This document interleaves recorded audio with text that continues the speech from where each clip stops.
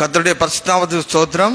ස්වාමීන් වහන්සේගේ ශුද්ධ නාමයට ප්‍රශංසා වේවා. தேவன் ஒரு புதிய நாளை கொடுத்திருக்கிறார். ආමේන්. දෙවියන් වහන්සේ නව දවසක් ලබා දී. தேவனுடைய கிருபை புதிதாக இருக்கிறது. උන්වහන්සේගේ කරුණාව නව කරුණාවයි. இதனாலே நாங்கள் ஒன்று சேர்ந்து இந்த இடத்திலே ஒன்று சேர்ந்திருக்கிறோம். ඒ කරුණාව නිසා අද අපි එකට රැස් වී සිටිනවා. தேவன் தாமே இந்த நாளை ஆசீர்வதிப்பாராக. දෙවියන් වහන්සේ අද දවස ආශිර්වාද කරනසේක්වා. ஆமென். ආමේන්.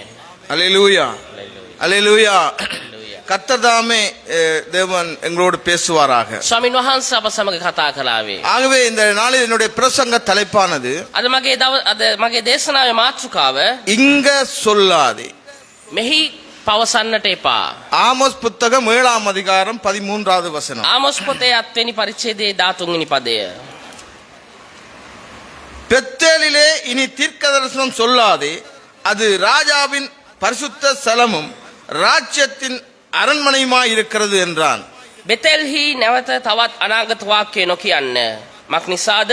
ඒ රජුගේ ශුද්ධ ස්ථානය, ඒ රාජ්‍ය ගෘහයයි කීවේය.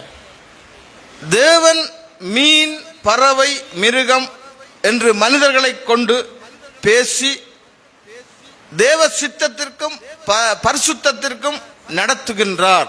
දෙවියන් වහන්සේ මත්ස්‍යයන්, පක්ෂීන්, මනුෂ්‍යයන් යනාදී වශයෙන් ඒ අයත් එක්ක කතා කරමින් දෙවියන් වහන්සේගේ කැමැත්තට අනුව ශුද්ධවන්තව උන්වහන්සේ මඟ පෙන්වනවා. நாங்கள் செழித்திருந்தும் ஆலயத்தில் இருப்பதாலும் பாவம் இல்லை என்று அர்த்தம் இல்லை. අපි කැප කරලත් අපි සභාවේ සිටින නිසාත් අපි පෞකාර නොවන අය ලෙස කීම පෞකාර නොවන බව කියන්නට බැහැ. மனம் திரும்பி வாழ நடக்க செவி கொடுப்போம். අපි පසුතැවිලි වෙමින් ජීවත් වෙන්නට එය අනුගමනය කරන්නට අපි පුරුදු පුහුණු වෙමු. அருமையான தேவனுடைய பிள்ளையே, දෙවියන් වහන්සේගේ දරුවනි, இந்த நாளிலே தேவன் எல்லா இடங்களிலும் எல்லா நேரங்களிலும் தம்முடைய வார்த்தையை கொண்டு எங்களுடைய தனிப்பட்ட வாழ்க்கையிலும் சரி அல்லது ஆலயத்திலும் சரி எங்களுடைய தனிப்பட்ட வேதாக வாசிப்பிலும் சரி தேவன் பேசிக்கொண்டே இருக்கிறார். දෙවියන් වහන්සේ අදටත් උන්වහන්සේගේ දරුවන්ට උන්වහන්සේ බයිබලයේ තුලින් උන්වහන්සේගේ සහභාගීත්වයේ තුලින් ඒ වගේම විවිධාකාර අංශෝස්සේ උන්වහන්සේ දෙවියන් වහන්සේගේ දරුවන්ට කතා කරනවා. எல்லா நேரமும் எங்களுக்கு எச்சரிப்பாகவே கடந்து வருகிறது. ඒ හැම අවස්ථාවකදීම අපට අවවාදාත්මක උපදෙස් තමයි ලැබෙන්නේ. ஆகவே நாங்கள் அதை ஆராய்ந்து நலமானதை பிடித்துக் கொள்ள வேண்டியவர்களாக இருக்கிறோம். ඒ කාරණා සියල්ල අපි මනවින් මෙනෙහි කරමින් ඒ සියල්ල අපි අල්ලා ගත යුතු වෙනවා. ஆகவே அங்க முதலாவது குறிப்பாக පළවෙනි කාරණය அங்கே ஆமோஸ் புத்தகம் 6ஆம் அதிகாரம் 14வது வசனம் இப்படி சொல்லுகிறது. ආමොස් පොතේ 6 වෙනි පරිච්ඡේදයේ 14 මෙලෙස පවසනවා. தேவனுடைய வார்த்தை எச்சரிப்புக்கு. தேவனுடைய வார்த்தை முதலாவது குறிப்பு தேவனுடைய வார்த்தை எச்சரிப்பிற்கு. පළවෙනි කාරණය තමයි දෙවියන් වහන්සේගේ වචනය අවවාදයේ උදෙසා. இஸ்ரவேல் வம்சத்தாரே, நான் ஒரு ஜாதியை உங்களுக்கு விரோதமாக எழுப்புவேன், அவர்கள் ஆமாத்துக்குள் பிரவேசிக்கிற வழி தொடங்கி சமனான நாட்டின் ஆறுமட்டமாக உங்களை ஒடுக்குவார்கள் என்று சேனைகளின் தேவனாகிய கர்த்தர் சொல்லுகிறார். නමුත් ඉස්රායල් වංශය, මම නුඹලාට විරුද්ධව ජාතියක් නැගිටුවන්නෙමි. හමාට් ඇතුල් වන තැන පටන් අරබා සමභූමියේ ඔය දක්වා ඔව් නුඹලාට පීඩා කරන්නෝයයි සේනාවල දෙවියෝ ස්වාමින් වහන්සේ කියනසේක. ஆகவே அருமையான தேவனுடைய பிள்ளையே, සරේවන්ත දේව දරුවනි, தேவனுடைய வார்த்தை வருகிற போது දෙවියන් වහන්සේගේ වචනය පැමිණෙන විට அது என்ன சொல்லுகிறது என்று நாங்கள் அறிந்து கொள்ள வேண்டியவர்களாக இருக்கிறோம். උන්වහන්සේගේ වචනය අපිට පැහැදිලි කරන්නේ කුමක්ද කියලා තේරුම් ගැනීම අපිට அது என்ன අත්‍යවශ්‍යයි. சொல்லுகிறது என்று அறிந்து கொள்ள வேண்டியவர்களாக ඒ இருக்கிறோம். වචනයෙන් අපිට පවසන්නේ කුමක්ද කියලා දැන ගැනීම இன்றைக்கு අත්‍යවශ්‍යයි. எச்சரிப்பு சொல்லும்போது, අද අවවාදයක් කියලා පවසද්දී எச்சரிப்பா இருக்கிற போது අවවාදාත්මක ලෙස පවසන அது විට முதலாவது எழுப்புதலுக்கும் එය ප්‍රථමයෙන්ම පිබිදීමට, இரண்டாவது காரியம் எதிர்ப்புக்கு. දෙවනුව විරුද්ධත්වයටත්, முதலாவது எழுப்புதலுக்கு ප්‍රථමයෙන්ම පිබිදීම, இரண்டாவது எதிர்ப்புக்கு நடத்துகிறது. දෙවනුව විරුද්ධත්වයට මඟ පෙන්වනවා. அங்க முதலாவது காரியம் பார்ப்போம் என்று சொன்னால், ප්‍රථම කාරණය අපි බලමු දැන්. யோனாவின் புத்தகம் යෝනාගේ පොතේ 3ஆம் அதிகாரத்திலே යෝනා 3 වෙනි පරිච්ඡේදයේ 3ஆம் அதிகாரத்திலே 1 தொடங்கி சில வசனங்களை வாசிப்போம். යෝනා 3 වෙනි පරිච්ඡේදයේ පළවෙනි පදේ ඉඳන් අපි කියවමු. இரண்டாம் தடவை கர்த்தருடைய வார்த்தை யோனாவுக்கு உண்டாகி, அவர், நீ எழுந்து மகா நகரமாகிய நினிவேக்கு போய், நான் உனக்கு கற்பிக்கும் வார்த்தையை அதற்கு விரோதமாய் பிரசங்கி என்றார். வாசிங்க. யோனா எழுந்து கர்த்தருடைய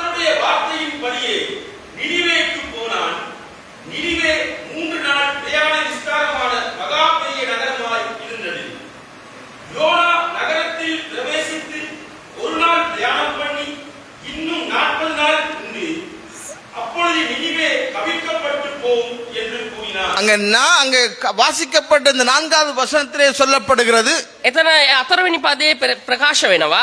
இன்னும் 40 நாள்ல இந்த நினிவே கவிழ்க்கப்பட போகிறது. ඒ 4වෙනි පදයේ ප්‍රකාශ වෙනවා තව දවස් 40කින් මේ ஆகவே නිනිවේ அது නගරය විනාශ වෙයි කියලා. கடுமையான எச்சரிப்பாக இருக்கிறது. දෙවියන් වහන්සේ ඒක තද අවවාදයක් ලෙස இந்த එයට ප්‍රකාශ இடத்திலே කරනවා. அவர்கள் தங்களை தாழ்த்த வேண்டி இருக்கிறது. මේ අවස්ථාවේදී නිනිවේ වැසියන්ට සිද්ධ වුණා තමන්ව පහත් இந்த කරගන්න. விஷயம் அங்கே ராஜாவுக்கு தெரிய வருகிற போது මේ අවස්ථාව මේ සිද්ධිය මේ කාරණේ ඒ නිනිවේ රජතුමාට ආරංචි වුණේ அந்த ගමන් பட்டணம், அந்த மக்கள், அங்கே இருக்கக்கூடிய சகல உயிர்களும் அங்கே எல்லாம் ஒன்று சேர்ந்து தேவ வார்த்தைக்கு செவி கொடுக்க வேண்டியதா ඒ இருந்தது. නිනිවේ නගරේ ඉන්න සියලුම ජනතාව ඒ සියලුම අය හැමෝම එකට එකතු වෙලා දෙවියන් වහන්සේගේ වචනයට ඇවුම්කන් දෙන්නට වුණා මේ නිනිවේ නගරේ ඉන්න அங்கே கடைசி මිනිස්සුන්ට. வசனம் 3:10 வாசிங்க. 3:10 කියවන්න.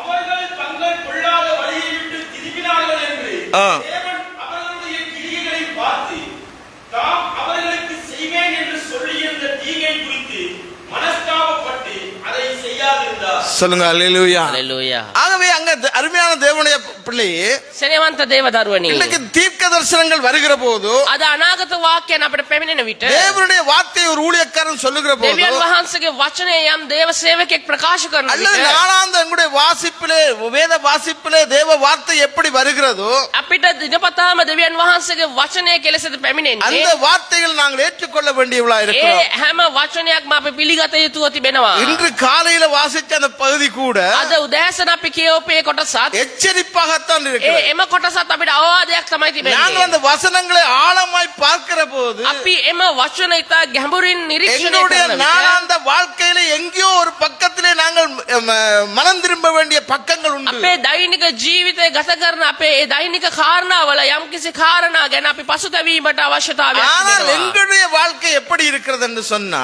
නමුත් අපගේ ජීවිතය කෙලෙසට තිබෙන්නේ කියා පැවසුවොත් அருமையான தேவனுடைய பிள்ளை, සෙනෙවන්ත දේව දරුවනි 7ஆம் அதிகாரம் ஆமோஸ் புத்தகம் 7ஆம் அதிகாரம் ආමෝස් 7 වෙනි පරිච්ඡේදයේ அங்கே 12 13 வாசிக்கிற போது, ආමෝස් 8 12 13 අප කියවද්දී சிங்களத்திலும் வாசிங்கள், தமிழிலும் வாசிப்போம். அமத்சியா ஆமோஸை நோக்கி, தரிசனம் பார்க்கிறவனே போ, நீ யூதா தேசத்துக்கு ஓடிப்போ, அங்க அப்பம் தின்று அங்க தீர்க்க தரிசனம் சொல்லு. பெத்தேலிலே இனி தீர்க்க தரிசனம் சொல்லாதே. ராஜாவின் பரிசுத்த ஸ்தலமும் ம், ராஜ்யத்தின் அரண்மனையுமாய் இருக்கிறது என்றான். சிங்களத்தில் வாசி. අමෝෂ්‍ය ආමෝස්ට කතා කොට එම්මා දර්ශකාරයා මුළු යුදා දේශයට පලා ගොස් එහි කෑමකා ඒ අනාගත කතුරුවරයා කියන්න.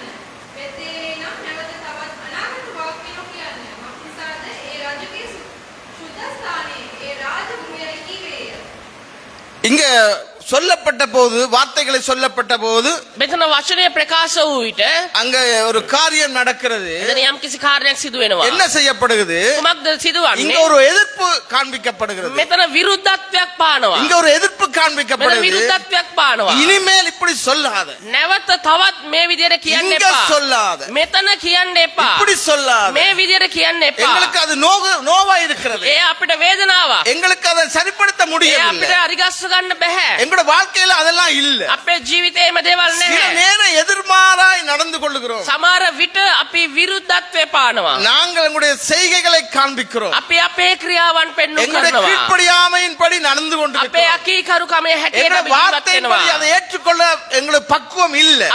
අපිට ඒ වචනයට අනුව අපි ඒක පිළිගන්න තරම් අපිට සුදුසුකම இத்தனை නැහැ කියලා காலங்களில் නෑ. நாங்கள் நடந்திருந்தோம். මෙතුවක් කාලයක් අපි ඒ විදිහට මඟ அங்கே පෙන්නලා ඒ எதிர்ப்பு විදිහට අනුගමනය தன்மையை වෙලා தான் காண்பிக்கிறோம். අපි විරුද්ධත්වය තමයි පාන්නේ. எதிர்ப்பைத்தான் අපි காண்பிக்கிறோம். විරුද්ධත්වය තමයි எங்களுடைய පාන්නේ. முகபாவனைகள், අපගේ ගතිගුණ எங்களுடைய செய்கைகள், අපගේ ක්‍රියාකලාප எங்களுடைய நாளாந்த நடவடிக்கைகள் අපගේ எல்லாம் දෛනික වැඩ කටයුතු සියල්ල தேவனையும் துக்கப்படுத்துது. දෙවියන් වහන්සේවත් අපි දුකට உங்களை පත් කරනවා. நடத்துகிறவளையும் ඔබ துக்கப்படுத்துது. මඟ පෙන්වන අයවත් දුකට පත් කරනවා. உங்களுக்குள்ளே நீங்கள் உங்களுக்கும் துக்கத்தை உண்டு ඔබ பண்ணுங்க. තුල ඔබට ඔබ වේදනාවක් ඇති කර ගන්නවා. இதுதான் நடக்குது. මේයි සිදුවෙන්නේ දිනපතාම. இங்க சொல்லாத, මේ කීමෙන් இப்படி சொல்லாத, මෙලෙස කියන්න එපා. அது அப்படி அல்ல. நாங்கள் අපි එහෙම නෙමෙයි. இப்படியான வாழ்க்கையில் எங்களுக்குள்ள இல்ல. මෙවන් ජීවිතයක් අප තුල නැහැ. நாங்கள் ஏற்று ஒத்துக்கொள்ளாதபடி நடந்து கொள்ளுகிறோம். අපි පිළි නොගන්නා වූ අය ලෙස අපි அங்க ජීවත් மார்க் වෙනවා. புத்தகத்திலே வாசிப்போம் என்று சொன்னால் මාක් පොතේ இப்படி ஒரு எதிர்ப்பு நடக்கிறது. வாசிங்க மார்க் 6ஆம் அதிகாரம் 18வது வசனம். මාක් 6 වෙනි පරිච්ඡේදයේ 18 වෙනි පදය.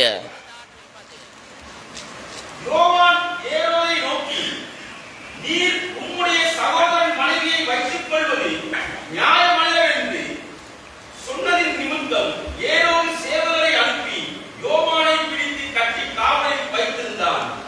25வது வசனம். உடனே அவன் ராஜாவிடத்தில் சீக்கிரமாய் வந்து, நீர் இப்பொழுதே ஒரு காலத்தில் யோவான் ஸ்நானகனுடைய தலையை எனக்கு தர வேண்டும் என்று கேட்டார்.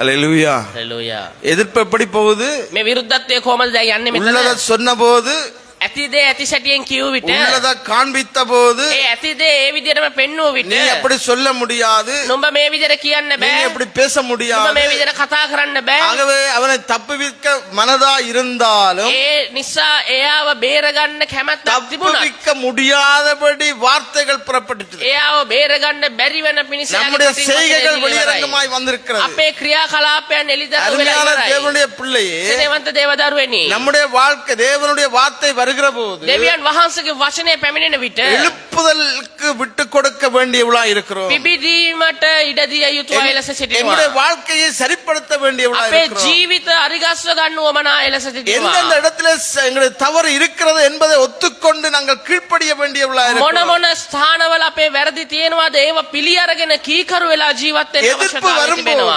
විරුද්ධත්වය එන நாங்கள் විට தேவனுக்கு விரோதமாகவும் අපි දෙවියන් වහන්සේට தேவ විරුද්ධවත් வார்த்தைக்கு දේව விரோதமாகவும் වචනයට විරුද්ධවත් வார்த்தையை அனுப்பி நம்மோடு பேச வைத்த தேவ மனுஷனுக்கு விரோதமாகவும் වචනේ ඒවා අප සමග කතා කරවන්ට සැලැස්සූ අපගේ දේව සේවකයන්ට විරුද්ධවත් நாங்கள் செயல்படுகிறோம். අපි ක්‍රියා කරන්න පටන් அருமையான ගන්නවා. தேவனுடைய பிள்ளையே, සෙනවන්ත දේවදරුවනි, இன்றைக்கு அப்படித்தான். අද වර්තමානයේ இன்றைக்கு විදියමයි. கூட்டம் கூடி சில நேரம் கதைக்கிறோம். අද අපි සමහරකට එක් රැස් වෙලා එකට එකතු වෙලා அல்ல, කතා කරනවා. எங்களுடைய வாழ்க்கையில அதை சரிப்படுத்த முடியாதபடி மன நோவோடே கடந்து போறோம். අපේ ජීවිතයේ ඒක හරිගස්ව ගන්න බැරිව අපේ අදවතේ වේදනාවත් සමග අපි ගමන් කරනවා. உணர்ந்து கொண்டாலும் திரும்பவும் அதைத்தான் செய்கிறோம். අපිට ඒක දැනෙනවා වැරදි කියලා. නමුත් අපි ඒක දැනුණත් අපි ආය ඒකම කරනවා. உணர்ந்து கொண்டாலும் திரும்ப திரும்ப அந்த பகுதியிலேயே நாங்கள் வாழ்ந்து අපි கொண்டிருக்கிறோம். ඒක තේරුම් ගත්තත් අපි ඒකෙන් අයින් වෙන්නේ නැතුව නැවත නැවත ඒ තුලම ජීවත් சில වෙනවා. நேரம் பாடல்கள் எல்லாம் பாடுவோம். සමහර අවස්ථාවන් වලද ගීතිකාවන් වල ගායනා කරනවා.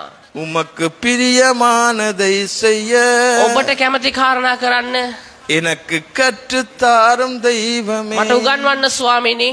அப்படியே உருகி பாடுவோம். මෙන්න මේ වගේ අපි අදවත ඇතුළාන්තයෙන් ගායනා කරනවා. நீங்க தாங்க, நாங்க செய்கிறோம். ස්වාමීනි ඔබ දෙන්න අපි කරන්නම් කියලා ඉල්ලනවා. அப்படிப்பட்ட உருக்கம், ඒ තරම් කැපවීමක්, அப்படிப்பட்ட ஆளுமையோட நாங்க பாடுவோம். ඒ තරම් ආශාවක් පිපාසයක් සමග අපි ගායනා பாடும் කරනවා. போது எல்லாம் சரியா தான் இருக்குது. ගායනා කරද්දී ඒක හරි. ஆனா வாழ்க்கை சரியா இல்ல. ඒත් ඒක ජීවිතේට ඇතුළත් කරගන්න நாங்க යන්නේ නැහැ. நாங்க எதிர்ப்ப காண்பிக்கிற மக்களாவே வாழ்கிறோம். අපි නිතරම ඒ හැම දෙයකටම විරුද්ධත්වයේ පාන ජනතාව எதிர்ப்போடே கடந்து போறோம். අපි විරුද්ධත්වයේ සමග තමයි අපි ගමන් කරන්නේ. முறுமுறுப்போட கடந்து අපි போறோம். කෙඳිරීම් සමග තමයි ගමන් කරන්නේ. எங்களிடத்துல மாறுதல் வேண்டும் என்று தேவன் சொல்லுகிறார். අප තුල වෙනස් වීමක් ඇති විය යුතුයි කියලා දෙවියන් වහන්සේ அதற்காகவே ஒரு ප්‍රකාශ කරනවා. தீர்க்கதரிசி அனுப்புறார். ඒ වෙනුවෙන් අනාගත වක්තෘ කෙනෙක් උන්වහන්සේ වනවා. அதற்காகவே மீன் வருகுது. ඒ වෙනුවෙන් උන්වහන්සේ මත්ස්‍යයෙක්ව උන්වහන්සේ නියම அதற்காகவே කරනවා. மிருகம் வருகுது. උන්වහන්සේ ඒ වෙනුවෙන් මුර්ගෙක්ව නියම කරනවා.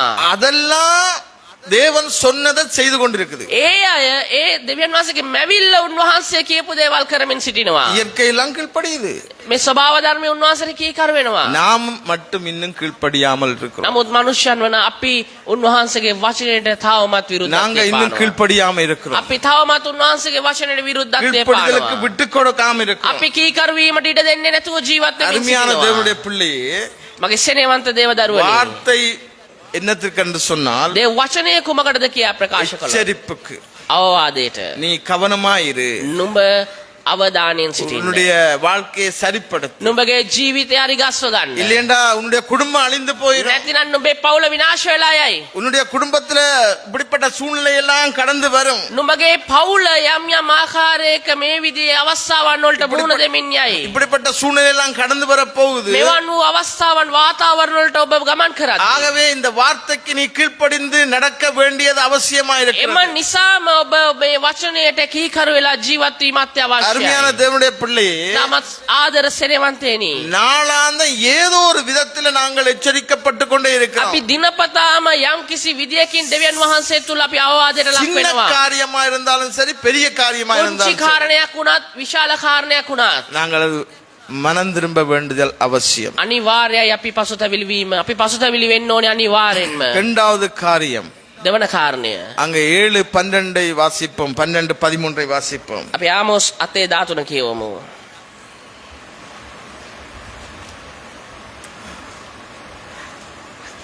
ஆமோஸ் 7:12-13. 13. 7:12-13. அமத்தியா ஆமோஸை நோக்கி, தரிசனம் பார்க்கிறவனே, போ, நீ யூதா தேசத்துக்கு ஓடிப்போ, அங்கே அப்பம் நீ தின்று, அங்கே தீர்க்கதரிசனம் சொல்லு. பெத்தேலிலே இனி தீர்க்கதரிசனம் சொல்லாதே. இது ராஜாவின் பரிசுத்த ஸ்தலமும் ராஜ்யத்தின் அரண்மனையுமாய் இருக்கிறது என்றான்.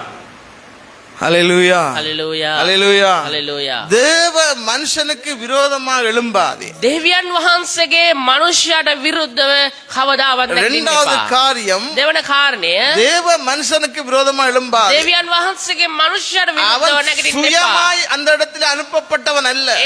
එයාගේ ස්වකීය බලයෙන් ඒ ස්ථානයට ආව කෙනෙක් නෙවෙයි. தேவனுடைய விருப்பத்தை மக்கள் மத்தியிலே கொண்டு போக ஒரு ஊடகமாக அமைக்கிறான். එයා දෙවියන් වහන්සේගේ වචනය ජනතාවට ගෙනියන්න පුළුවන් මාධ්‍යයක් ලෙස තමයි උන්වහන්සේ භාවිත தேவனுடைய කරන්නේ. வார்த்தையை மக்களிடத்திலே கொண்டு போக வேண்டும். දෙවියන් වහන්සේගේ වචනය මනුෂ්‍යයා තුළට යා යුතුයි. தேவனுடைய விருப்பத்தை மக்களிடத்திலே கொண்டு போக දෙවියන් வேண்டும். වහන්සේගේ කැමැත්ත මනුෂ්‍යයා තුළට යා යුතුයි. மக்கள் இப்படித்தான் வாழ வேண்டும் என்பதை, அந்த விருப்பத்தை அங்க அந்த அந்த இடத்திலே சொல்லி அவர்களை நடத்த வேண்டியது அவசியமா இருக்கிறது. ජනතාව මේ විදිහට තමයි ජීවත් විය යුත්තේ කියන ඒ දෙවියන් වහන්සේගේ වචනය මනුෂ්‍යයා තුළට යෑම ஆனால் අනිවාර්යයි. தேவ மனுஷர்களுக்கு விரோதமாய் கேடு விளைவிக்கிறவர்களாய் எழும்புகிறார்கள். නමුත් මේ මනුෂ්‍යයන් එලෙස දෙවියන් වහන්සේගේ පණිවිඩය අරන් එන දේව නායකයාට දේව සේවකයාට විරුද්ධව නැගිටින அங்க எப்படி මනුෂ්‍යයන් ලෙස සිටිනවා. 11வது வசனம் எப்படி சொல்லுகிறது? මේ 13 පදයේ මේ ලෙස පවසනවා. சிங்களத்திலும் வாசிப்போம். 11. எபிரேயாம் பட்டணத்தினால் சாவான் என்றும், இஸ்ரவேல் தன் தேசத்தில் இருந்து சிறைபிடித்து போகப்படுவான் என்றும் ஆமோஸ் சொல்லுகிறான் என்று சொல்ல சொன்னான். அதுக்கு மேல 10வது வசனத்தை வாசிங்க சேர்த்து. அப்பொழுது பெத்தேலின் ஆசாரியனான அமத்சியா இஸ்ரவேலின் ராஜாவாகிய எரேமியாவுக்கு ஆள் அனுப்பி, ஆமோஸ் இஸ்ரவேல் வம்சத்தாரின் நடுவே உமக்கு விரோதமாய் கட்டுப்பாடு பண்ணுகிறான். தேசம் அவன் வார்த்தைகள் எல்லாம் சகிக்க மாட்டாது. இன்னைக்கு சிங்களத்துல வாசிப்போம். එකල බෙතාලේ පූජකව අමාශ්‍යා ඊශ්‍රායලී රජු යෙරවෝක්ට කියා යවතුනේ ආමෝස් ඔබට විරුද්ධව ඊශ්‍රායල් වංශය අතරේ කුමන්ත්‍රණය කර තිබේ. ඔහුගේ සියලු වචන දරන්න දේශයට බැහැ. அங்க கேடு விளைவிக்கிறதா இருக்கிறது. එතන නරකක් කරනවා. ஊழியக்காரன அங்க அந்த இடத்துல காண்பித்து එතන දේව සේවකයාව දර්ශනය පෙන්눔 කරලත් அங்க ராஜாவிடத்தில் அவனை ஏதோ ஒரு தண்டனைக்கு உட்படுத்த வேண்டும் என்ற உள்நோக்கங்களோடு நடந்து கொண்டிருக்கிறது. එතනදී ඒ දේව සේවකයාට විරුද්ධව රජතුමාගෙන් දඬුවමක් ලබා දිය යුතුයි කියන යටි අරමුණෙන් මේ අය ක්‍රියාත්මක වෙනවා. இன்றைக்கு தேவையில்லாத வார்த்தைகளை மக்கள் மத்தியிலும் சபைகளுக்குள்ளும் இன்றைக்கு பேசிக் கொண்டிருக்கிறார். අද සභාව තුලත් මනුෂ්‍යයන් තුලත් වැඩකට නැති නිස්කාරණේ වචන ඔවුන් කතා කරගන්නවා. கேடு விளைவிக்கிறவர்களா இருக்கிறோம். අපි කරදර ඇති කරන්නා වූ විනාශ ඇති කරන්නා වූ අය ලෙස ජීවත් වෙනවා. அவர் இப்படி சொல்லுகிறார். ஆமோஸ் ආමෝස් මෙලෙස ප්‍රකාශ කරනවා. ஆமோஸ் 14வது வசனம் சொல்லுகிறது, 14 පදයේ කියනවා, ஆமோஸ் அமத்சியாவுக்கு பிரேத்திரமாக, நான் தீர்க்கதரிசியும் அல்ல, தீர்க்கதரிசியின் புத்திரனும் அல்ல, நான் மந்தியை மேய்க்கிறவனும் காட்டத்தி பழங்களை பொறுக்கிறவனுமாய் இருந்தேன். ஆனா தேவன் என்ன பிடிச்சு கொண்டு வச்சிருக்க. ආමොස් කියනවා මම අනාගත වක්තුරු කෙනෙක්වත් අනාගත වක්තුරු කෙනෙක්ගේ පුත්‍රයෙක්වත් නොව එඬේරෙක්ව අත්දික්කා ගස් වවන්නෙක්ව සිටියෙමි. නමුත් දෙවියන් වහන්සේ මාව මෙලෙස එක්කන් ආවයි කියලා நான் කියනවා. எந்த பாடல தான் இருந்தேன். මම මගේ පාඩුවේ තමයි හිටියේ. இதுக்கு எனக்கு சம்பந்தம் இல்லை. මේකට මගේ කිසි සම්බන්ධයක් නැහැ. உள்ளத சொல்ல போய் මේ තියෙන දේ කියන්න ගිහිල්ලා சத்துருவாய் மாறி இருக்கு. මම දැන් ඔබට හතුරෙක් වෙලා. சத்துருவா மாறி இருக்கு. මම දැන් ඔබට හතුරෙක් වෙලා. அவருக்கு வேற தேவன் சொன்னதுதான். එයාගේ වැඩේ මොකද්ද? දෙවියන් වහන්සේට කියපේ කියලා කිව්වා. புதிதா ஒண்ணும் கொன்றே இல்லை. එයා අලුතෙන් දෙයක් කිව්වේ නෑ. தேவன் பேச வேண்டியதை பேசி இருக்கிறார். දෙවියන් වහන්සේ මිනිස්සුන්ට කතා කරන්න ඕන එක එයා කිව්වා. தீர்க்கதரிசி என்றா யாரு? අනාගත වක්තෘ කියන්නේ தேவனுடைய කවුද? வாயாய். දෙවියන් වහන්සේගේ කට தேவன் දෙවියන් சொன்னதை වහන්සේ சொல்லுகிறவராய். මුඛය. දෙවියන් වහන්සේ ප්‍රකාශ කරන දේ இன்னைக்கு ප්‍රකාශ அப்படிப்பட்ட ஒரு කරන්න வாழ்க்கை தான் එවන් වචන තමයි ஊழியக்காரன். දේව සේවකයා. அல்லேலூயா. හalleluya. அல்லேலூயா. கர்த்தர் நல்லவர். දෙවියන් වහන්සේ அப்ப கேடு விளைவிக்காத විනාශ ඇති නොකරන இரண்டாவது காரியம் ஊழியக்காரனை இன்னைக்கு குற்றப்படுத்தி கொண்டுதான் இருக்கிறோம். දෙවෙනි කාරණේ තමයි නිතරම අන්දන්ත දේව இடங்களிலே සේවකයා වර්තමානයේ වර්තනපත් அந்தந்த කරනවා. இடங்களிலே நாங்கள் எழும்பிக் கொண்டுதான் இருக்கிறோம். ඒ ස්ථානවලදී අපි ඔහුට විරුද්ධව නැගිටින්න තමයි සිටින්නේ. அவர் தீர்க்க தரிசனத்தை இப்படி பேசினாலும் එයා කොන විදියට අනාගත වාක්‍ය ප්‍රකාශ அந்த කළා. தீர்க்க தரிசனம் இப்படித்தான் நிறைவேற வேண்டும் என்று அவர் எதிர்பார்க்கிற ஒரு மனுஷனா இருக்க ඒ மாட்டார். අනාගත වාක්‍ය මෙලෙස තමයි ප්‍රකාශ වෙන්නේ කියලා එයාට විරුද්ධව නැගිටින මනුස්සයෙක් அதற்கு සිටිනවා. மாறாக ඊට නොවෙනස්ව எச்சரிப்பு வருகிற போது අවවාදය ඇති කරන විට அது தேசமா இருக்கலாம், ඒක දේශයට වෙන්න පුළුවන්, ஜனங்களா இருக்கலாம், ජනතාවට වෙන්න පුළුවන්, தனிப்பட்ட மனிதனா இருக்கலாம், පෞද්ගලික මනුෂ්‍යයෙක්ට වෙන්න சபையா පුළුවන්, இருக்கலாம். සභාවට වෙන්න පුළුවන්. அவர் அதற்காய் போராடுகிற மனுஷன், එයා ඒ අය වෙනුවෙන් පොරබදින මනුෂ්‍යයෙක්. போராடுகிறவனா இருக்கிறார். පොරබදින කෙනෙක් அவர் தன்னுடைய සිටිනවා. இடத்துல போய் இந்த காரியத்துக்காய் பரிந்து பேசுகிறவனா இருக்கிறார். එයා තමාගේ ස්ථානයට ගිහිල්ලා මේ අය වෙනුවෙන් මැදහත්කාරකම් කරන අය தேவனிடத்துல සිටිනවා. கெஞ்சுகிறவனா இருக்கிறார். දෙවියන් වහන්සේ ඉදිරියේ ඒ ජනතාව වෙනුවෙන් බැගෑපත් වන කෙනා ලෙස நாங்கள் இந்த සිටිනවා. வசனத்தை இங்க வாசிக்கிற போது 7ஆம் அதிகாரம் 7ஆம் அதிகாரத்துல அங்க வாசிங்க பார்ப்போம். 2வது வசனத்தை வாசிங்க, අපි අත්වෙනි පරිච්ඡේදයේ දෙවෙනි පදේ 3வது පොඩ්ඩක් வசனத்தையும் කියමු. வாசிங்க. දෙක තුන පොඩ්ඩක් කියවමු. அவைகள் தேசத்தின் புல்லை தின்று தீர்ந்த பொழுது நாம் கர்த்தராகிய ஆண்டவரை மன்னித்தரலும் யாக்கோபு திரும்ப யாராலே எழுந்திருப்பான்? அவன் சிரித்து போனான் என்றேன். அதற்கு மனஸ்தாபப்பட்டு அப்படி ஆவதில்லை என்றார். 5வது வசனம் பாருங்க, 5வது வசனம் 6வது வசனம். அப்பொழுது நான் கர்த்தராகிய ஆண்டவரே நிறுத்துமே, யாக்கோபு திரும்ப யாராலே எழுந்திருப்பான்? திரும்ப யாரால் எழுந்திருப்பான்? அவன் சிரித்து போனான் என்றேன். கர்த்தர் அதற்கு மனஸ்தாபப்பட்டு அப்படி ஆவதில்லை என்றார். சொல்லுங்க அல்லேலூயா. ஆமென். ஆண்டவர் சொன்ன வார்த்தையை எச்சரிப்பை கொண்டு வருகிற ஒரு மனுஷனா இருக்கிறார். ස්වාමීන් වහන්සේගේ වචනේ තියෙන අවවාදයේ ගෙනෙන මිනිසෙක් ලෙස මොහු அப்படி සිටිනවා. வந்திருந்தாலும் එලෙස ඔහු සිටියත් திரும்ப அதுக்காக போராடுகிறவனாக இருக்கிறார். ඒ වෙනුවෙන් ඒ අවවාදයේ උදෙසා පොරබදින මිනිසෙකු ලෙසත් ඔහු සිටිනවා. இன்றைக்கு ஊழியக்காரரை பற்றி தெரியாமலே நாங்கள் தேவையில்லாத வார்த்தைகளை பேசிக் අද கொண்டிருக்கிறோம். අපගේ දේව සේවකයා ගැන අරියාකාරව නොදැනුවත්ව අපි அவர் ඔහුට தேவன் විරුද්ධව கொடுத்த කතා வார்த்தையை කරනවා. பேசினார். එයා කතා කරන්නේ දෙවියන් වහන්සේ දින්න වචනය. மனம் திரும்பும்படி மக்களுக்கு ஒரு எச்சரிப்பின் ஊடகமாக இருக்கிறார். මනුෂ්‍යයන් පසුතැවිලි වීම උදෙසා මනුෂ්‍යයන් අතර දෙවියන් වහන්සේගේ මාධ්‍යය ලෙස සිටිනවා. ஆனால் இவர்கள் குற்றம் சாட்டுகிறவர்களா இருக்கிறாங்க. නමුත් මේ මනුෂ්‍යයන් ඔහුට විරුද්ධව නැගිටින අය ලෙස இனிமேல் இங்க සිටිනවා. பேசக்கூடாது, මින් මතුවට මෙලෙස කතා කරන්න இங்க එපා. பேசக்கூடாது. මේ ස්ථානයේ ඒ විදිහට කතා අංග කරන්න පොයි එපා. பேசு. එහෙ ගිහිල්ලා කතා කරන්න. நாங்கள் பரிசுத்தர், අපි ශුද්ධවන්තයි. எங்களுக்கு எல்லாம் தெரியும், අපි හැමදේම දන්නවා. நாங்க எல்லாம் அறிஞ்சிருக்கிறோம். අපි හැමදේම තේරුම් අරන් ඉන්නේ. நாங்கள் எத்தனையோ வருஷமா இதை கேட்டு கேட்டு இருக்கிறோம். අපි බොහොමයක් කාලයක් තිස්සේ අපි මේ වාගෙන ඉන්නේ. இதெல்லாம் இங்க பேசக்கூடாது. මේ දේවල් මෙතන කතා කරන්න இதை එපා. குற்றம் சாட்டுகிறோம். අපි ඒ විදියට අපේ කඩින්දුම් සේවකයව කොල්ල- වර්ධනපත් කඩින්දුම් කරනවා. කොල්රොම්. අපි ඒ අයට අවවාදත් කරනවා. இவருக்கு எதால வந்த இந்த ஆவி? මෙයාට මේ ආත්මය ආවේ කොහොමද? எந்த பக்கத்தால வந்தது ஆவி? මොන පැත්තෙන්ද මේ ආත්මය මෙයාට වැවුනේ? இவருக்கு மாத்திரம்தான் ஆவி இருக்கா? මෙයාට විතරයිද මේ ආත්මය තියෙන්නේ? எங்களுக்கு ஆவி இருக்குது. අපිටත් ආත්මය තියෙනවා. எங்கட ஆவியும் அப்படிதான். අපේ ආත්මයත් ඒ විදියමයි. எங்களுக்கு ஆண்டவர் பேசுறார். අපිටත් දෙවියන් වහන්සේ කතා කරනවා. நாங்களும் படிச்சு கொண்டிருக்கிறோம். අපිත් ඉගෙන ගනිමින් තමයි සිටින්නේ. நாங்க ரேடியோ மற்றது பிரேயர் குரூப் எல்லாத்துலயும் நாங்கள் செய்திகளை கேட்டுக்கொண்டிருக்கிறோம். අපිත් මේ රේඩියෝ වල අපි අනිත් මාධ්‍යයන් වලදී අපි දේශනාවල எங்களோட ආනවා. ஆண்டவர் பேசிக்கொண்டா இருக்கிறார். අපිට දෙවියන් වහන්සේ කතා කරගෙන තමයි ඉන්නේ. அவன் போராடுகிறவன். නමුත් එයා පොරබදිනවා. அவர் போராடுகிறவரா இருக்கிறார். එයා පොරබදිනේ දේව සේවකයා තමගේ ජනතාව වෙනුවෙන් ஊழியக்காரன் පොරබදිනවා. போராடுகிறவனா இருக்கிறார். දේව සේවකයා තමගේ ජනතාව වෙනුවෙන් දෙවියන් වහන්සේත් එක්ක இன்னைக்கு පොරබදිනවා. நாங்க அந்த பிழையை அறிந்து අපි අපගේම වරද තේරුම් අරගෙන சரிப்படுத்த வேண்டியவளா இருக்கு. එයා හරිගස්වා ගත යුතුයි. எச்சரிப்பு வரும்போது අවවාදයේ පැමිණෙන විට நம்முடைய குறை, අපගේ අඩුපාඩු, நம்முடைய பிழை අපේ වැරදි சரி செய்து கொள்ள வேண்டியவளா අපි இருக்கு. ඒ නිවැරදි කරගත சரி යුතුයි. செய்ய வேண்டியவளா இருக்கு. නිවැරදි කරගත යුතු අය ලෙස அருமையான සිටිනවා. தேவனுடைய பிள்ளையே, සෙනෙවන්තේනි, மாற்று வழி தேடாதீங்க.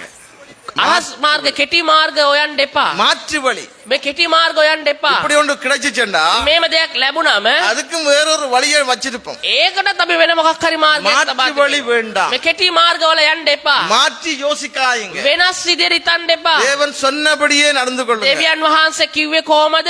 ඒ විදිහටම ඇසිරෙන්න. இப்படி செய்தால் அப்படி செய்யலாம்னு சொல்லி உங்களோட யோசனையில் நடந்து මේක கொள்ளாதீங்க. මේම කරන්න පුළුවන් අරම කරන්න පුළුවන් කියලා ඔබේ සිතුවිලි වලට යන්න එපා. ஒரு நாள் அந்த காரியம் வாய்க்காது. කවදාවත් එහෙම යන අයගේ කාරණය ඉෂ්ට වෙන්නේ அது නැහැ. நமக்கு அழிவை கொண்டு வந்து ඒ අපිට විනාශය ගෙනෙයි. அது நமக்கு அழிவை கொண்டு ඒ අපිට வந்து විනාශය අරන් එයි. இன்னைக்கு நம்முடைய வாழ்க்கையை நாம சீர்தூக்கி பார்க்க வேண்டியவரா අද இருக்கிறோம். අපේ ජීවිතය නිවැරදි කරගත යුතු අවස්ථාවක අපි සිටින්නේ. சீர்தூக்கி பார்க்க வேண்டியவரா අපේ இருக்கிறோம். ජීවිත නිවැරදි කරගත යුතු අවස්ථාවක අපි ඉන්නේ. தேவ மனுஷன் அழிவுக்கு எதிராக ஜெபிக்கிறவர். දෙවියන් වහන්සේගේ මනුෂ්‍යයා විනාශයට විරුද්ධව යාඥා කරන உங்களுக்கு ஒரு මනුෂ්‍යයා. எச்சரிப்பு வந்தால் ඔබට අවවාදයක් ආවොත් அது அவருக்கும் தான்.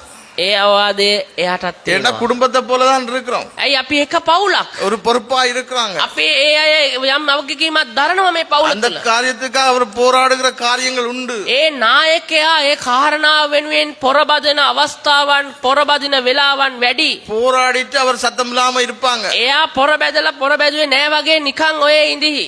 நம்முடைய செய்கைகள் மாற வேண்டும். නමුත් අපේ ක්‍රියාකලාප වෙනස් குறை වෙන්න. சொல்றத மாத்துங்க. අඩුපාඩු කියන එක වෙනස් කරන්න. குறை சொல்றத மாத்துங்க. අඩුපාඩු කියන එක වෙනස් කරන්න. உங்களோட குறைய மாற்றுங்க. ඔබගේ අඩුපාඩු වෙනස් කරගන්න. நம்முடைய குறை என்ன இருக்கிறது என்பதை ஆழமாய் அறிந்து கொள்ளுவோம். මා තුල තිබෙන අඩුව කුමක්ද කියා ගැඹුරින් අධ්‍යයනය කරන්න. மூன்றாவது காரியமாக තුන්වෙනි කාරණය அங்க வாசிப்போம். අපි නැවත කියමු. ஆமோஸ் 7:9 வாசிப்போம். අපි කියමු ආමෝස් 8:9. ஈசாக்கின் மேடைகள் பாழும், இஸ்ரவேலின் பரிசுத்த ஸ்தலங்கள் அவாந்தரமுமாக்கப்படும். நான் யெரொபெயாம் வீட்டாருக்கு விரோதமாய் பட்டயத்தோடே எழுப்பி வருவேன் என்றார். சொல்லுங்க அல்லேலூயா. හලෙලූයා. ஆகவே அருமையான தேவனுடைய பிள்ளையே, සෙනෙවන්තේනි, எச்சரிப்பு අවවාදය நல்லா கேளுங்க. எச்சரிப்பு අවවාදය மனம் திரும்புதலுக்கு. පසුතැවිලි වීම. மனம் திரும்புதலுக்கு පසුතැවිලි වීමට උදෙසා முதலாவது காரியம் பார்த்திருக்கிறோம். අපි පළවෙනි කාරණේ බැලුවා. முதலாவது காரியம் பார்த்தோம். පළවෙනි කාරණේ අපි බැලුවා. அதாவது வார்த்தையை வருகிற போது, அந்த வார்த்தை வருகிற போது எழுப்புதலுக்கும் எதிர்ப்புக்கும் நடத்தியது. වචනය පැමිණෙන්නේ පිපිදීමටත් විරුද්ධත්වයටත්. இரண்டாவது காரியம், දෙවෙනි කාරණය, ஊழியக்காரன் ஒரு தேவனுடைய ஊடகமா இருக்கிறார். සේවකයා දෙවියන් වහන්සේගේ කතා කරන මාධ්‍යය ලෙස සිටිනවා. தேவன் சொன்னதை சொல்லிட்டு போய்வார். දෙවියන් වහන්සේ කියන්න ඕන දේ එයා කියනවා. அதுல உங்களை ஆராய்ஞ்சு கொள்ளுங்க. එතන ඒ තුල ඔබ විමසන්න ඕනේ. திரும்ப குற்றம் சாட்ட வர வேண்டும். නැවත ඔහුට වරද පටවන්න එන්න එපා. மூன்றாவது காரியம், තුන්වෙනි කාරණය, மூன்றாவது காரியம் තුන්වෙනි කාරණය, அங்க எச்சரிப்பு මේ අවවාදය மனம் திரும்புதலுக்கு. පසුතැවිලි වීම நாங்க උදෙසා. மனம் திரும்பணும். අපි පසුතැවිලි විය அங்க යුතුමයි. என்ன சொல்ல போகுது? මොකද එතන ප්‍රකාශ වෙන්නේ? யெரொபெயாம் வீட்டாருக்கு விரோதமாய் பட்டயத்தோடு எழும்புவேன் என்று එතන சொல்ல දෙවියන් වහන්සේ අවවාදාත්මකව කියනවා යෙරොබෝම්ගේ වංශයට විරුද්ධව මම කඩුවක් ඇතුවට 17வது வசனம் வாசிக்கிறோம். 17 වෙනි පදේ අපි ප්‍රකාශ அதுல කරනවා. குடும்பம், ඒ පවුල, குடும்பம், பிள்ளைகள், දරුවන්, எல்லாம் நம்முடைய வயல், நமக்கு உண்டான எல்லாவற்றையும் ඒ අයගේ භූමිය, ඒ අයගේ කුඹුරු, ඒ අයගේ සම්පත් හැම දෙයක්ම எல்லாமே மொத்தமாய் அழிந்து ඒ போகும். හැම දෙයක්ම සම්පූර්ණයෙන් විනාශ වන්නේ உன்னுடைய කියලා. வாழ்க்கையும் எப்படி இருக்கும்? ඔබගේ ජීවිතය කොහොමද තියෙන්නේ? அசுத்தமான பூமியிலே நீ செத்து போவாய். අපවිත්‍ර වූ මාර්ගයක, අපවිත්‍ර වූ භූමියක නුඹ எல்லாம் මැරෙනවා. சிறைப்பிடிக்க சிறப்பிக்கப்பட்டுரும். හැමෝම ඉරගෙදරට යයි. உனக்கு உண்டான சகலதும் சிறப்பிக்கப்படும். නුඹට අයිති සියල්ල ඉරගෙදරට යයි. ஆகவே எச்சரிப்பு என்பது மனம் திரும்புதலுக்கு மட்டும்தான். මේ අවවාදය නිතරම තිබෙන්නේ අපගේ පසුතැවිලි වීම උදෙසා. எச்சரிப்பா இருக்கிற போது நாங்கள் அந்த அழிவுக்கு தப்பித்துக் கொள்வோம். අපි අවවාදය ලැබෙන්නා විට අපිට වෙන්නේ විනාශයෙන් අපි බේරෙනවා. சில வேளை நாங்க சிக்னல் லைட்ல நின்று கொள்வோம், கலர் லைட்ல. සමහර වෙලාවට අපි කල ලයිට් එකේ ඉන්නවා සිග්නල් එක அந்த වැටෙනකන්. சிக்னல் என்ன எந்த கலரை காண்பிக்குதோ அந்த கலரின் படி நாங்கள் நடந்து கொள்றோம். ඒ සිග්නල් එකේ මොන පාටද වැටෙන්නේ අපි ඒ විදිහට අපි කීකරු වෙන්න ඕනේ. இதுவும் சிவப்பு லைட் தான். මේකත් මේ රතු ලයිට් එක. சிவப்பு லைட் தான். මේ රතු ලයිට් එක වැත්තු இந்த වෙන්නේ. லைட்ல சரியா போனோம் என்று சொன்னா මේ රතු ලයිට් එකේ මේ ලයිට් එක හරියට ගියේ நாங்க தப்பிச்சு නැත්නම් கொள்ளலாம். හරියට ගියොත් අපිට බේරෙන්න தப்பிச்சு පුළුවන්. கொள்ளுவோம். අපි බේරෙනවා. கலர் லைட்டை பாருங்க. හොඳට ලයිට් එක බලන්න. இது எந்த லைட்னு பாருங்க. මොන ලයිට් එකද කියලා බලන්න. எதுக்கண்டு யோசிங்க. මොනවටද කියලා බලන්න. நாங்க மனம் திரும்பி நடப்போம். අපි පසුතැවිලි වෙලා අපි ගමන් කරමු. அங்க அங்க 17வது வசனத்தை வாசிப்போம். 17வது வசனம். 17 පදය. இதன் நிமித்தம் ம். உன் பெஞ்சாதி நகரத்தின் வேசியாவால் உன் குமாரரும் உன் குமாரத்திகளும் பட்டயத்தால் விழுவார்கள். உன் வயல் அளவுகளாலும் பங்கிட்டுக் கொள்ளப்படும். நீயோவினில் அசுத்தமான தேசத்திலே செத்துப் போவாய். இஸ்ரவேலும் தன் தேசத்திலிருந்து சிறைப்பட்டுக் கொண்டு போகப்படுவான் என்று கர்த்தர் சொல்லுகிறார் என்றார்.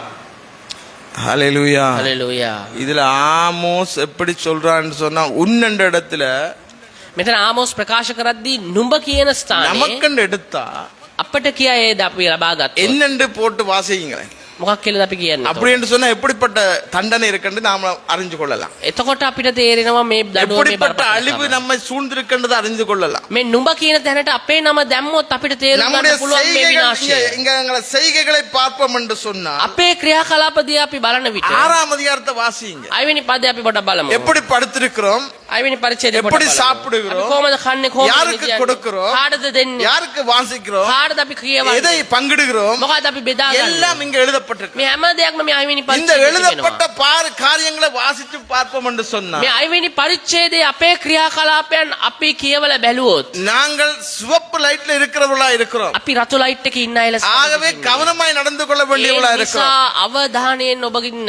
நம்முடைய வாழ்க்கையை மாற்றிக் கொள்ளும். අපේ ජීවිතය අපි වෙනස් කරගමු. அருமையான தேவனுடைய பிள்ளையே, සෙනෙවන්ත දරුවනි. இன்றைக்கு நாம் யார் என்றதை அறிந்து கொள்ள முடியாமல் අද இருக்கிறோம். අපි කවුද කියා අපිට තේරුම් ගන්න බැරි අවස්ථාවක් நாங்கள் අපි ඉන්නේ. தேவனுடைய பிள்ளைகளா இருக்கும்படிக்கு அழைக்கப்பட்டவர்கள். අපි දෙවියන් වහන්සේගේ දරුවන් ලෙස ජීවත් විය යුතුයි කියන ස්ථානයට තමයි උන්වහන්සේ அவருடைய කැඳවලා තියෙන්නේ. இரத்தத்தாலே சம்பாதிக்கப்பட்டவர்கள். උන්වහන්සේගේ ලේ දීලා උන්වහන්සේ මිලයට ගත්තු දරුවන් අපි. இப்படியே சரி கீழ்ப்படியாமல் மனம் திரும்பாமல் ஓட முடியாது. මෙලෙසම අපිට අකීකරු වෙලා පසුතැවිලි නොවි ජීවත් වෙන්න මේ ගමන යන්න බෑ. எந்த எச்சரிப்பா இருந்தாலும் அந்த வார்த்தைக்கு நாங்கள் செவி கொடுக்க வேண்டியது அவசியமா මොන இருக்கிறது. අවවාදයක් ලැබුණත් අපි ඒ වචනයට සවන් දිය යුතුමයි. அருமையான தேவனுடைய பிள்ளையே, සෙනෙවන්ත දේව දරුවනි. தேவன் அனுப்புகிற எந்த வார்த்தையா இருந்தாலும் දෙවියන් වහන්සේ විසින් එවන මොනම වචනයක් වුණත් நமக்கு என்று எடுத்துக் கொள்ளுவோம். ඒ වචනය අපිට சில මට நேரம் කියා අපි ලබා ගමු. ஆசீர்வாதமான நான் உன்னை ஆசீர்வதிக்கவே ஆசீர்வதிப்பேன், සමහර විට ආශිර්වාදාත්මක වචන තියෙනවා. මම නුඹට ආශිර්වාද කරන්නෙමි பெருக කියලා. பண்ணுவேன், මම නුඹව වර්ධනය කරන්නෙමි. பெருக பண்ணுவேன். නුඹ සඵලවත් කරන්නෙමි. சில நேரம் அதுக்கெல்லாம் ஆமேன்னு சொல்லிடுவோம். සමහර විට අපි ඒවලට ආමෙන් කියනවා. අපි இதுக்கெல்லாம் என்ன ආදේශ சொல்லுவோம்? මේ වලට අපි මොකද කියන්නේ? இப்படி எச்சரிப்பான வசனத்துக்கு என்ன சொல்லுவோம்? මේව අවවාදාත්මක වචන එනකොට අපි මොකද්ද කියන්නේ? எப்படியான வார்த்தையை பேசுவோம்? මේ වගේ වචන අපිට ලැබෙද්දී අපි මොකද්ද කතා කරන්නේ? ஆமோஸ் ஒரு காரியம் சொல்றான். ආමෝස් එක දෙයක් කියනවා. ஆண்டவரே ස්වාමීනි மன்னித்தருளும், සමාව දෙන්න. யாக்கோப்பு திரும்ப யாராலே எழுந்திருப்பான். යාකෝබ් කාතුලින්ද නැවත නැගිටින්නේ? இப்ப நான் சொல்லலாம், මම කියන්න පුළුවන්. நாங்க சொல்லலாம், අපිට කියන්න පුළුවන්. ஆண்டவரே ස්වාමීනි இந்த ஒரு விஷயம் மன்னியும், මේ පාර මට සමාව දෙන්න. இனி நான் செய்ய மாட்டேன். ආයෙ මං කරන්නේ නැහැ. யாக்கோப்பு யாராலே உயிர் பெறுவான்? යාකෝබ් කාතුලින්ද උසස් කරනු இந்த ලබන්නේ. இந்த காரியம் நான் விட்டு விடுறேன். අපි මේ දේවල් මම මේ දේවල් අතාරින්නම්. நாங்க யாரு, අපි කවුද? எந்த இடத்துல இருக்கிறோம், අපි ඉන්නේ කොතනද? எப்படி வாழ்கிறோம், අපි කොහමද ජීවත් වෙන්නේ? நம்ம ஆராய்ஞ்சு பார்ப்போம். අපි අපිව විමසා நம்ம බලමු. ஆராய்ஞ்சு பார்க்கணும். අපි අපිව විමසා நாங்க බලමු. என்ன செய்து கொண்டிருக்கோம், අපි කුමක්ද කරමින් සිටින්නේ? இப்படியே காலத்தை ஓட்டுவோம், මේ විදියටම අපි අපේ කාලය අපි ගත இப்படியே කරනවා. நடந்து கொள்வோம், මේ විදියටම අපි ක්‍රියාත්මක වෙමින් සිටිනවාද? என்ன செய்வோம், මොකක්ද අපි කරන්න ඕනේ? எப்படி மாறுவோம், කොහොමද අපි වෙනස් වෙන්නේ? என்ன செய்யலாம் මොකක්ද අපිට කරන්න පුළුවන්? என்கிடத்துல உண்மையிலேயே குற்றங்கள் இருக்குதா? අප තුල සත්‍ය වශයෙන්ම වර්ධි இந்த තියෙනවා. 6ஆம் அதிகாரத்தையும் சேர்த்து வாசியுங்க. මේ 6වෙනි පරිච්ඡේදයත් එක්කම ඔබ කියවා 6ஆம் බලන්න. அதிகாரத்தையும் சேர்த்து வாசிப்போம். මේ 6වෙනි පරිච්ඡේදයත් එක්කම ඔබ දිගටම நம்முடைய කියවන්න. வாழ்க்கையை ஆராய்ந்து அறிந்து கொள்வோம். අපේ ජීවිත අපි විමසමු මේ තුලින්. எந்தெந்த இடங்களிலே நாங்கள் வாழ்ந்து கொண்டிருக்கிறோம். මොන මොන ස්ථානවලද අපි ජීවත් වන්නේ කිය අපි විමසා බලමු. இடரலா இருக்க முடியாது. බාධාවන් ලෙස සිටින්නට යුතු නෑ අපි. அங்க இடரலா இருக்க අපි முடியாது. බාධාවක් ලෙස සිටින්න හොඳ නෑ. வார்த்தையை சொன்ன போது වචනේ ප්‍රකාශ වූ විට ஆமோசுக்கு எதிராக ஜனத்தையும் ராஜாவையும் திருப்பி விட பார்த்தார். ආමෝස්ට විරුද්ධව ජනතාවත් රජතුමාවත් හැරෙව්වා අය. இடரல் உண்டாக்குகிறவளா இருக்கிறோமா? බාධාවක් ඇති කරන කෙනෙක් ලෙස සිටියා. இடரல் உண்டாக்குகிறவளா இருக்கிறோமா? බාධාවක් ඇති කරන අයෙකු ලෙස අපි அல்லது සිටින්නේ. தேவ சித்தம் அறிந்து நடக்கிறவளா இருக்கிறோமா? නැත්නම් දෙවියන් වහන්සේගේ කැමැත්ත දැනගෙන ඒ අනුව ජීවත් වෙනවද? இந்த நாட்களிலே நாங்கள் வசனத்தை தேடாவிட்டால், මේ කාලයේදී අපි දෙවියන් වහන්සේගේ වචනේ හෙව්වේ නැත්නම් வசனத்தை தேடாத மக்களா இருப்போம் என்று சொன்னார். දෙවියන් වහන්සේගේ වචනේ නොසොයන ජනතාව ලෙස අපි සිටිනවා. நமக்கு வருகிற அழிவு யாரும் தடுத்து நிறுத்த முடியாது. අපිට එන විනාශය කාටවත් වළක්වන්න බෑ. வசனத்தை தேடுகிற காலம், වචනය හොයන්න වූ කාලය මේ. வசனத்தை தேடுகிற காலம். වචනේ සෙවිය යුතු කාලය මේ. தெசலோனிக்க பட்டணத்தாரை போல வசனத்தை நாளாந்து ஆராய்ந்து அறிய வேண்டிய காலம். තෙසලෝනික ජනතාව තෙසලෝනික නගරයේ ජනතාව වගේ දිනපතාම වචනය සොයමින් ජීවත් විය යුතු අය අපි. நினிவே பட்டணத்துக்கு அங்க அழிவு வந்த போது எல்லாரும் மனம் திரும்பிட்டாங்க. නිනිවේ නගරයට අවවාදය ලැබුණයින් පස්සේ නිනිවේ නගරයම ඔවුන් පසුතැවිලි වුණා. அங்க எல்லாரும் மனம் திரும்பி தேவனிடத்துல இரக்கத்தை ඒ பெற்றுக்கொண்டாங்க. නිනිවේ නගරේ ඉන්න හැම කෙනෙක්ම පසුතැවිලි වෙලා දෙවියන් වහන්සේගේ කරුණාව වුන් ලබා ගත්තා. நானும் என் குடும்பம் என்றால், මමත් මගේ පවුලත්. நானும் என் வீட்டாருமோ என்றால், මමත් මගේ පවුලේ අය. நானும் என் சபையுமோ என்றால், මමත් මගේ සභාවත්. நானும் என் தேசமோ என்றால், මමත් මගේ දේශයත්. நானும் என் சமூகமோ என்றால், මමත් මගේ මේ සමාජයත්. நாங்க மாறணும். අපි වෙනස් විය යුතුයි. அல்லேலூயா. හලෙලූයා. கர்த்தர் நல்லவர். ස්වාමින් වහන්සේ ආපත්. இங்க சொல்லாதே. මෙතන කියන්න එපා. அப்ப எங்க சொல்றது? එහෙනම් අපි කොහෙද කියන්න ඕනේ? இங்க சொல்லாட்டி எங்க சொல்றது? මෙතන කියන්න එපා නම් අපි කොහෙද කියන්න ඕනේ? எப்படி சொல்றது? කොහොමද කියන්නේ? யாருக்கு சொல்றது? කාටද කියන්නේ? யாரோட பேசுறது? ஆண்டவர் කාත් එක්කද කතා කරන්නේ? அவர் பேசும்படியாகத்தான் எங்களை உருவாக்கினார். උන්වහන්සේ කතා කරන පිණිස තමයි අපි උන්වහන්සේ නිර්මාණය කළේ. எனக்கு தேவனுக்கு நமக்கு ஒரு உறவை உண்டாக்கும்படி தேவன் நம்மளை உருவாக்கி, දෙවියන් වහන්සේටත් අපටත් සම්බන්ධතාවයක් ඇති කරවන පිණිස அந்த තමයි உறவை උන්වහන්සේ අපිව அறுக்கிறவர்களா இருக்கிறோம். உறவை அறுக்கிறவர்கள், අපි අපේ සම්බන්ධතාවයන් කඩා ගන්න අය ලෙස තමයි සිටින්නේ. உறவை அறுத்து கொண்டு போகிறவர்களா අපේ இருக்கிறோம். සම්බන්ධතාවය අපි දෙවියන් වහන්සේට කඩාගෙන තමයි අපි தேவன் යන්නේ. ஊழியக்காரன் ஊடாக நம்மோடு பேசுகிறார். දෙවියන් වහන්සේ උන්වහන්සේගේ සේවකයා තුලින් අපට කතා කරනවා. ஊழியங்கள்ல பல விதம். සේවාවන් විවිධාකාරයි. பாடுகிறவரா இருக்கலாம், ගායනා කරන්නෙක් වෙන්න පුළුවන්. சுவிசேஷம் சொல்றவரா இருக்கலாம், සුභාරංචි ප්‍රකාශ කරන්නෙක් தீர்க்கதரிசியா වෙන්න පුළුවන්. இருக்கலாம். අනාගත වක්තෘ කෙනෙක් වෙන්න පුළුවන්. போதிக்கிறவரா இருக்கலாம். දේශනා කරන්නෙක් වෙන්න පුළුවන්. யாரா இருந்தாலும் பிரச்சனை இல்லை. කවුරුණත් කමක් නැහැ. வசனம் தேவனுடையது. වචනේ දෙවියන් වහන්සේ. தேவன் கொண்டு வருகிறது. දෙවියන් වහන්සේ තමයි ගේන්නේ. தேவனிடத்தில் இருந்து கொண்டு வருகிறது. දෙවියන් වහන්සේ තුලින් තමයි එන්නේ. அருமையான தேவனுடைய பிள்ளையே, සෙනෙහවන්ත දේව இந்த දරුවනේ. நாட்களிலே நாங்கள் தேவனுக்கு செவி கொடுப்போம். මේ දවස්වල අපි දෙවියන් වහන්සේට සවන් දී. இடரலா இராதே. බාධාවක් වෙන්න එපා. தேவ சித்தம் அறிந்து நட. දේව කැමැත්ත දැනගෙන ඒ අනුව ජීවත් වෙන්න. தேவ வசனத்தை தேடுகிற காலம். දේව වචනය සෙවිය යුතු කාලේ අපි ඉන්නේ. கவனிச்சு கொள்ளுங்க. අවධානය දෙන්න. நீங்கள் பிழைக்கும்படி ඔබ ජීවත් වන පිණිස நன்மையை தேடுங்கள். යහපත සොයන්න. அப்பொழுது එවිට நீங்கள் சொல்லுகிறபடி, නුඹලා ප්‍රකාශ කරන ලෙස நீங்கள் சொல்லுகிறபடி නුඹ ප්‍රකාශ කරන ලෙස தேவன் உங்களோடு இருப்பார். දෙවියන් වහන්සේ ඔබ සමග සිටියි. நீங்கள் நன்மையை தேடுங்க. ඔබ යහපත සොයන්න. நீங்கள் சொல்லுகிறபடி ඔබ කියන විදියට தேவன் உங்களோடு இருப்பார். දෙවියන් වහන්සේ ඔබත් එක්ක ඉඳීවි. ஆமென். ආමේන්. ஆமென். ආමේන්. ஆமென். ආමේන්.